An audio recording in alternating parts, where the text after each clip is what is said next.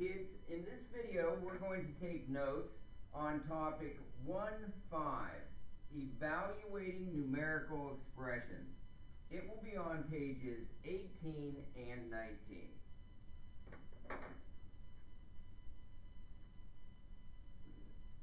Okay, now that you have that information recorded, we are going to talk about some of the things you're going to do in this lesson. This lesson means several things to you, and you're going to want to write this information down in your notes. Keep track of your work. When you are evaluating expressions, always keep track of your work, okay? That way you know where a mistake is made if you make one.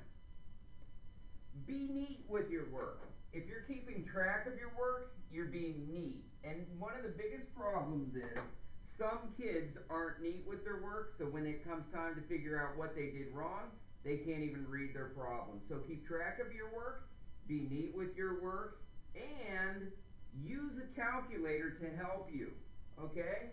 If I don't want you to use a calculator, I will tell you specifically, or I will set up the problem so using a calculator isn't going to help you anyways. Okay, so those are the three important things with this lesson that you need to remember. Keep track of your work, be neat with your work, use a calculator. Okay, moving on. Evaluating numerical expressions.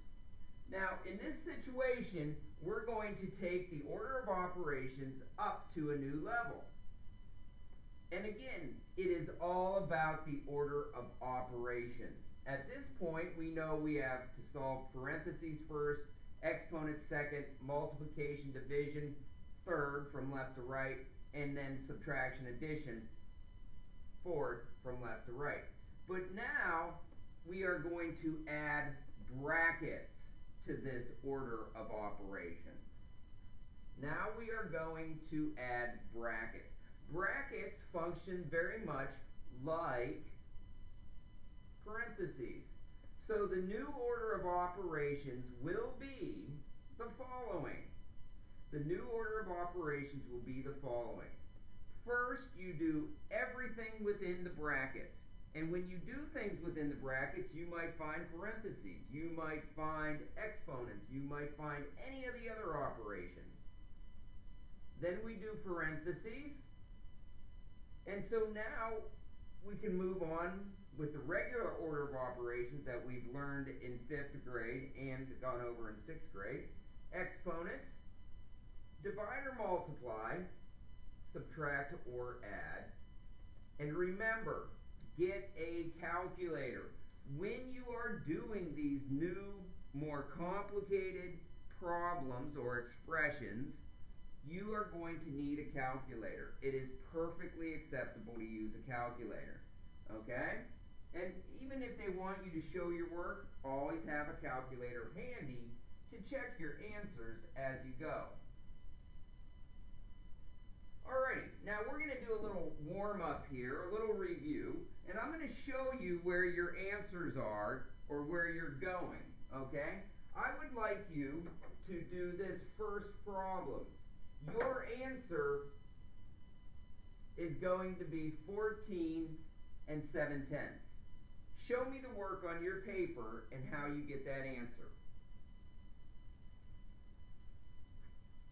Okay, here's how we get the answer. Remember that when you are adding decimals, such as 13 8/10 and 9/10, you line up the decimal point, okay? And in this case, you have 8 plus 9 is 17, carry the 1, regroup, 14, and you end up with your 14 7/10, okay? All right, let's take a look at the next problem. The answer is going to be 24. Go ahead and see if you can solve that problem so you get 24.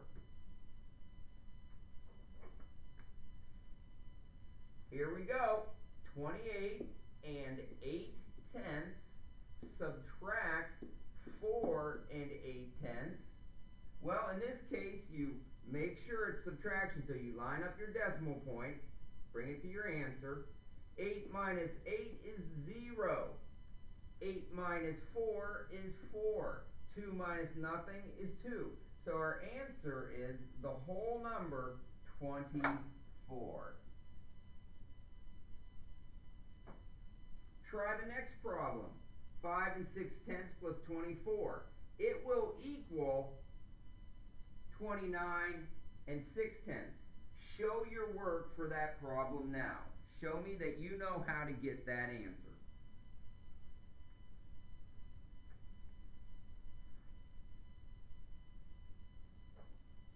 Okay, our problem is 5 and 6/10 plus 24. Now 24 is a whole number with no decimal, so I'm going to put it up above the 5 and 6/10, written as a whole number.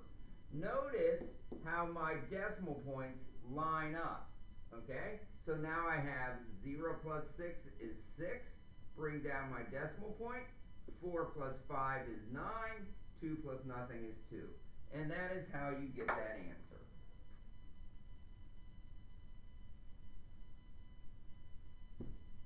Alright, our next answer is 14 and 28 hundredths. Take away 9 and 28 hundredths. The answer, of course, is 5. Show us how you get 5. Do that problem in your book right now and show us how you get that answer.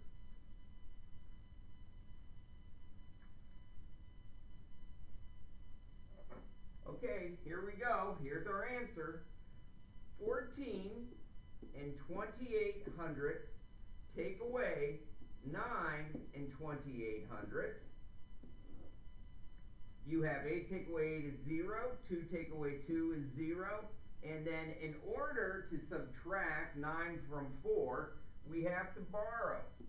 So we borrow, we make that 14. 14 take away 9 is 5. Bring down our decimal point, and our answer is 5.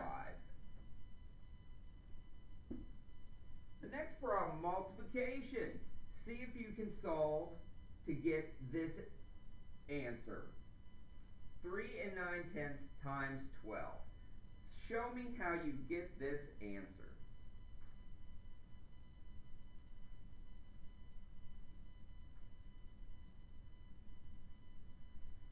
Okay, here we go. We take 3 and 9/10, and we're going to multiply it by 12. In this case, it's multiplication, so we do nothing with the decimal until we have our final product. So we just simply do 2 times 9 is 18, regroup the 1. 2 times 3 is 6, plus 1 is 7. Now we're ready to do 1 times 9, 1 times 3. We need to put or annex a marker 0 in the 1's place underneath our partial product. 1 times 9 is 9. 1 times 3 is 3. Now we add 8 plus 0 is 8. 7 plus 9 is 16. Regroup the 1. 1 plus 3 is 4. Now we need to put our decimal point in, so we have to bring our decimal point out 1 place value, which means we bring it in 1 place value down here. Okay? And that's how you multiply using decimals.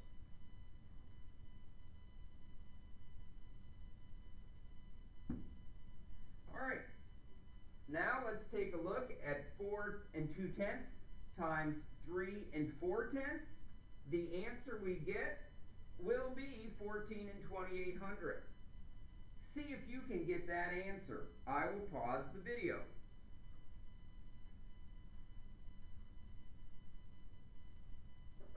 Alrighty, let's see how you did. We take 4 and 2/10 multiplied by 3 and 4/10.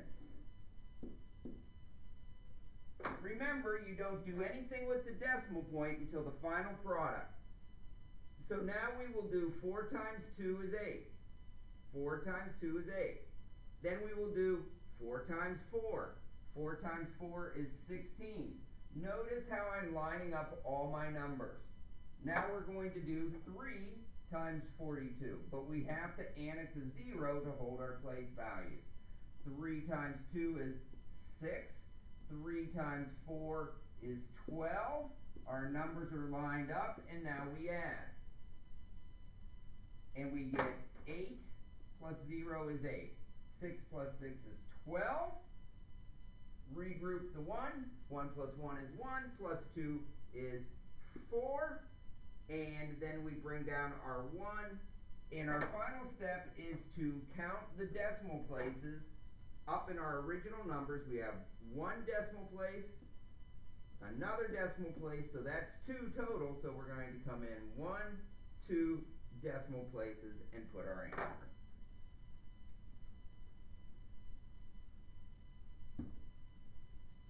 Alright, let's see if you can do the last warm-up problem. The last warm-up problem is 7 and 8/10 divided by 2. The answer, the quotient, will be 3 and 9/10. See if you can solve that problem.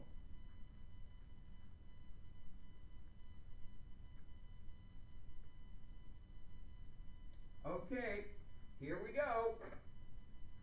We're going to set up our problem, and it is 7 and 8/10 divided by 2.